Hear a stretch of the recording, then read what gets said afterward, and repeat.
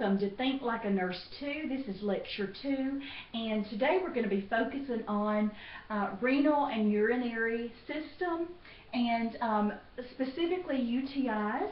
They're also known as cystitis. What UTI stands for is urinary tract infection, and that just means that there is some type of bacteria that has invaded the urinary tract and has caused a disruption in the system.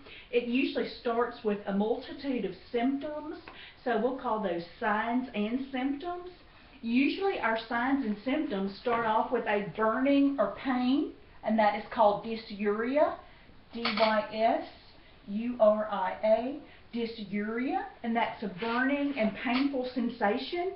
Some clients also describe it as being a stinging sensation.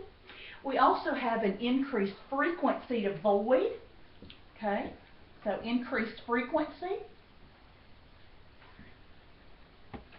Okay, and that just means, again, like I said, that the client is having to go to the bathroom multiple times. It usually involves nocturia, where the client is having to get up in the middle of the night to go and urinate. Also, we may notice, or the client may complain about having some blood in the urine, or possibly pus or pyuria.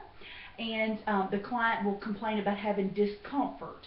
So these are just some classic signs and symptoms.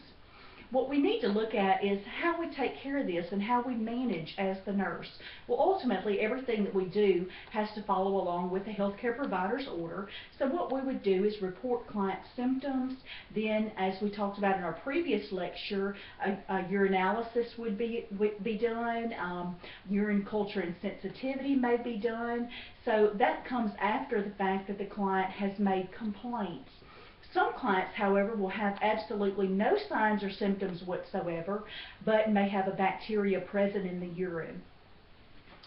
What I want to talk to you now about is about medications that go along with the diagnosis of a urinary tract infection or cystitis, and that's just a simple urinary tract infection.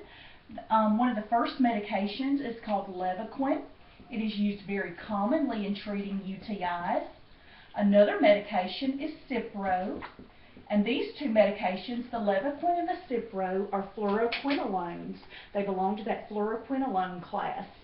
Another medication that's used very commonly to treat UTIs, and it's very inexpensive, is called Bactrim, B-A-C-T-R-I-M.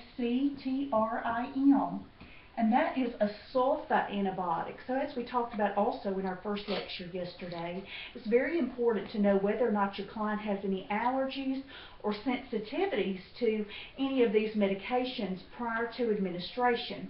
So we always go through and follow our rights of medication administration prior to giving any of these medications. When we're looking at these types of medications, it is very important that we tell our client once they start on a medication that they need to take the medication in its entirety. That not only should they take it, they need to be staying well hydrated, and don't stop the medication even if they're feeling better. A lot of times that's one of the first things that we are guilty of doing, as well as our clients are guilty of, is that once we start to feel better after we've been on a medication, then we discontinue the use of it. But it's extremely important for us to go ahead and make sure that we complete the medication regimen. Some of these medications will be given once a day. Specifically, the Levaquin is one, usually a 500 or 750 milligram that's given once a day. Your Cipro may be given multiple times a day, up to twice a day. And your Bactrim usually comes as a Bactrim DS, and it's our double strength, and that's given usually twice a day. So again, I can't stress the importance enough of making sure that your client takes these medications in their entirety. But what we want to look at pertaining to our clients is specifically the health and wellness of our clients. And we want to teach prevention. That's how we educate our clients, is regarding prevention. We don't want them to have to get to a point where they need these medications. Yes, they need to be knowledgeable, and we need to be knowledgeable about the signs and symptoms of urinary tract infections. But on the front end, we want to teach health promotion and maintenance. Some of the different things that we should keep in mind regarding health promotion and maintenance or wellness for our clients is, number one, that they should void frequently. Never allow the bladder to become full or heavy. We want to make sure that we're going on a toileting schedule or providing a toileting or routine schedule for our clients to go on at least every 1 to 2 hours to make sure that they are emptying their bladders.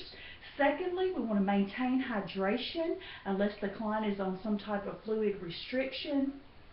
As we'll talk about later when we start talking about chronic renal failure, some of those clients aren't allowed to have as many fluids. But just for a general UTI, we want to keep them well hydrated. We want to tell them to wear white cotton underwear, especially for our females, because females are much more likely to developing urinary tract infections because of the proximity of the urethra to the rectum or the anus, and contamination. One of the huge bacteria that usually contaminate the urine is called E. coli. So we really have to focus on personal hygiene and keeping the perineal area clean. Also, if we have clients that have Foley catheters, this puts them at an increased risk of developing a bladder infection. So doing our nursing care, our standard nursing care and providing Foley catheter care for these clients is very, very important to prevent fecal contamination and contamination within the perineum. Thank you so much for joining me today. Our next lecture is going to focus on again on the renal system. And I hope that you, along with watching these videos, it will help you to think like a nurse. Comment, rate, and subscribe. Have a nice night.